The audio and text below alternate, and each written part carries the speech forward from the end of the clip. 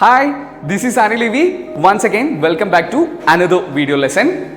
So, I think you guys understood whatever the things we said in the last class.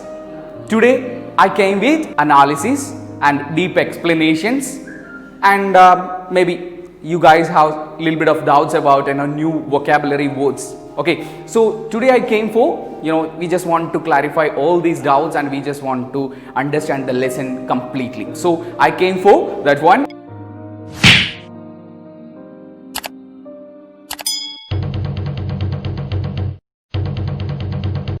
We are moving into the third stanza.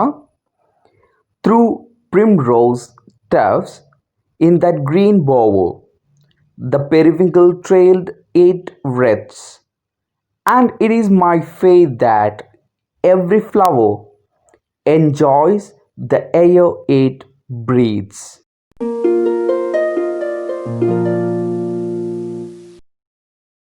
Through the primrose tufts in that green bower. Primrose means it's a flowering plant. Yeah, and the tufts means the flowers or garlands. In that green bower, Vallikudil, that called green bower. So here the poet was saying that primrose, a special kind of a flowering plant, made it a green bower over there. The periwinkle trailed its wreaths. Periwinkle means it's another kind of a flowering plant, and trailed it wreaths. It just it's a creeping plant. So it creeped and it made it its own beautiful garlands over there. And it is my faith that every flower, so he was believing himself, each and every flower enjoys the air it breathes. Each and every flower enjoying what they are breathing and the air that breathes. So here we can analyze one thing. Our poet was sitting in a garden and he was observing all those things. Suddenly he observed some kind of a flowering plants called primrose and periwinkle, and he had find the primrose had made it a green bower in the side, and the periwinkle, the creeping plant, made another bower in the another side, and each plants have its own flowers or garlands. And he was believing himself, the flowers are breathing and the flowers are enjoying the air surrounded its own. So ഈ ഒരു സ്റ്റാൻസയിൽ നമ്മളുടെ കവി already നമ്മൾ പറഞ്ഞു കഴിഞ്ഞു, കവി ഇരിക്കുന്നത് ഒരു ഗാർഡനിലാണെന്ന് നമ്മൾ പറഞ്ഞിരുന്നു അല്ലേ. അപ്പോൾ അദ്ദേഹം ആ ഗാർഡനിൽ ഇരിക്കുമ്പോൾ വളരെ കീനായിട്ട്, വളരെ സൂക്ഷ്മമായിട്ട് അദ്ദേഹം അതൊക്കെ നിരീക്ഷിക്കുന്നുണ്ട്. അങ്ങനെ നിരീക്ഷണത്തിലൂടെ അദ്ദേഹം കണ്ടെത്തിയ ഒരു കാര്യം, പ്രിംറോസ് എന്ന് പറയുന്ന ഒരു തരത്തിലുള്ള പൂക്കളുണ്ടാവുന്ന ഒരു ചെടി അവിടെ വളർന്നു വരുന്നുണ്ട്. അതിൽ നിറയെ പൂക്കളുമുണ്ട്. അതൊരു വള്ളിക്കുടിൽ പോലെ അതങ്ങനെ മാറി നിൽക്കുന്ന വളരെ മനോഹരമായ കാഴ്ചയാണ് അദ്ദേഹം കണ്ടത്. അതിനുശേഷം അദ്ദേഹം കണ്ട മറ്റൊരു കാഴ്ചയാണ് പെരിവിങ്കിൾ എന്ന് പറയുന്ന മറ്റൊരു മനോഹരമായിട്ടുള്ള ഒരു ചെടി. അത് ക്രീപ്പിംഗ് പ്ലാന്റ് ആണെന്നാണ് പറഞ്ഞത്. ക്രീപ്പിംഗ് പ്ലാന്റ് എന്ന് പറഞ്ഞിട്ടുണ്ടെങ്കിൽ എന്താ? ക്രീപ്പിംഗ് പ്ലാന്റ് എന്ന് പറഞ്ഞിട്ടുണ്ടെങ്കിൽ പടർന്നു വളരുന്ന, നമ്മളുടെ വീട്ടിലെ മുല്ലയൊക്കെ പോലെ വളരുന്ന ഒരു ചെടിയാണ് ക്രീപ്പിംഗ് പ്ലാന്റ്. സോ അതുപോലെ വളരുന്ന മറ്റൊരു ചെടിയാണ് പെരിവിങ്കിൾ. ആ ചെടിയും ഇതേപോലെ പടർന്നു വളരുകയും അതുപോലെ തന്നെ അതിൽ നിറയെ പൂക്കൾ ഉണ്ടാവുകയും ആ പൂക്കൾ കൊണ്ടൊരു പുഷ്പമാല പോലെ അല്ലെങ്കിൽ പുഷ്പചക്രം പോലെ അതിൽ മൊത്തം ഇങ്ങനെ പൂക്കൾ നിറഞ്ഞു നിൽക്കുന്ന കാഴ്ച, വളരെ മനോഹരമായ ആ കാഴ്ചയാണ് അദ്ദേഹം അവിടെ ആ ഒരു ഉദ്യാനത്തിൽ ഇരുന്നപ്പോൾ കണ്ടത്. എന്നിട്ട് അദ്ദേഹം മറ്റൊരു കാര്യം പറയുന്നുണ്ട്, ഞാൻ വിശ്വസിക്കുന്നത് അവിടെ തഴച്ചു നിൽക്കുന്ന അല്ലെങ്കിൽ വിടർന്നു നിൽക്കുന്ന ഓരോ പൂക്കളും അതിൻ്റെ ചുറ്റുമുള്ള ആ ഒരു എയർ, ആ ഒരു വായു ശ്വസിക്കുന്നുണ്ടെന്നും ശ്വസിക്കുന്ന ഓരോ വായുവും അത് വളരെയേറെ എൻജോയ് ചെയ്യുന്നുണ്ട്, അല്ലെങ്കിൽ ആ ഒരു പ്രവൃത്തി ചെയ്യുമ്പോൾ അതിനൊരു സന്തോഷമുണ്ടെന്നുമാണ് അദ്ദേഹം ഈ സ്റ്റാൻസയിൽ പറയുന്നത്. Right now we can say that our Wordsworth, he was a good observer. He observed the nature very keenly. That's why he found these things in his garden. So, in the third quatrain, he observes nature at its peak in all its splendor and beauty. He tells about its dynamic development when he describes how the periwinkle trains its branches through the grass.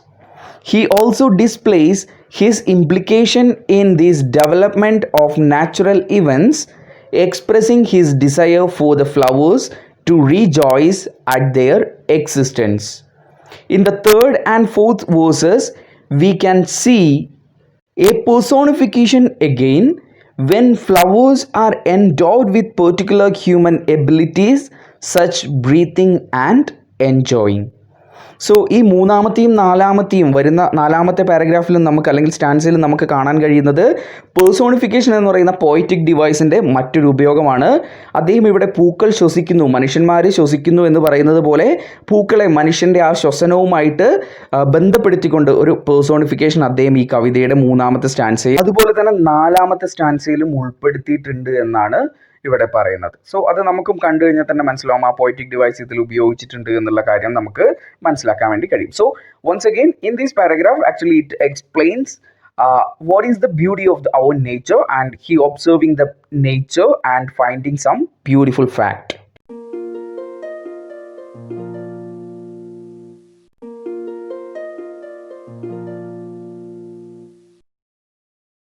So the fourth stanza, the birds around me hopped and played, their thoughts I cannot measure, but the least motion which they made, it seemed a thrill of pleasure.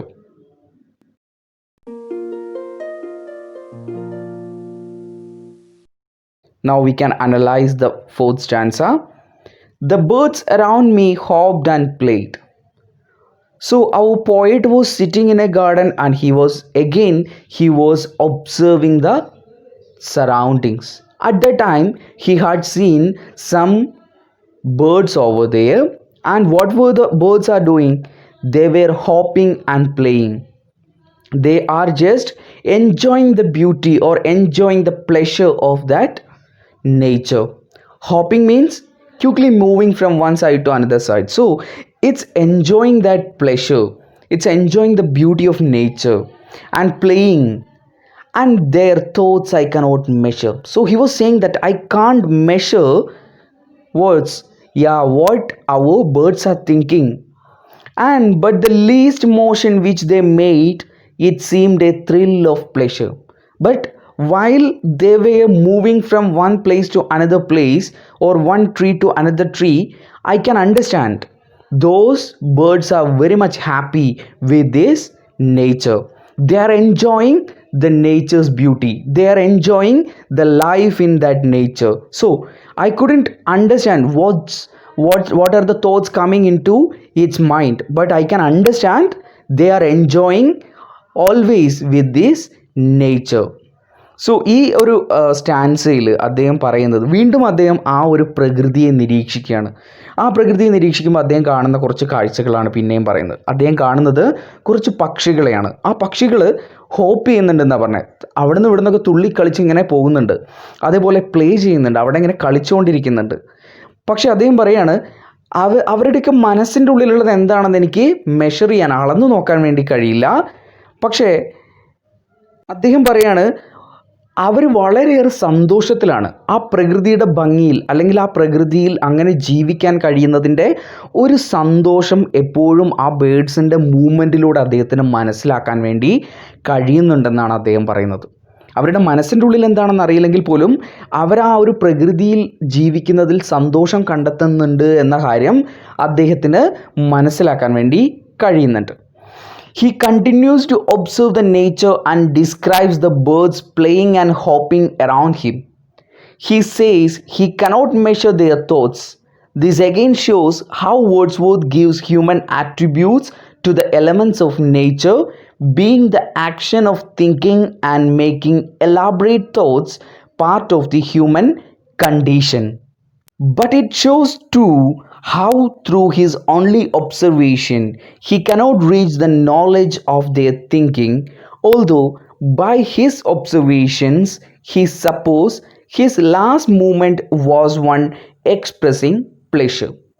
So once again our William Wordsworth, he was observing the nature and he was finding some facts like the happiness of the living things called birds, how they are enjoying in that, nature, how much they are happy with this nature.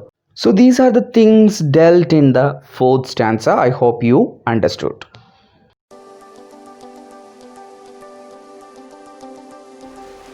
Dear students, I hope that you understood the things what we said in the period of time.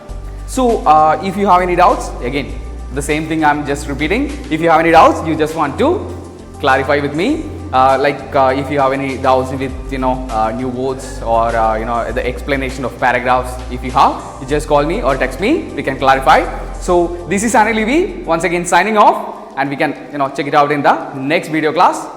Thank you.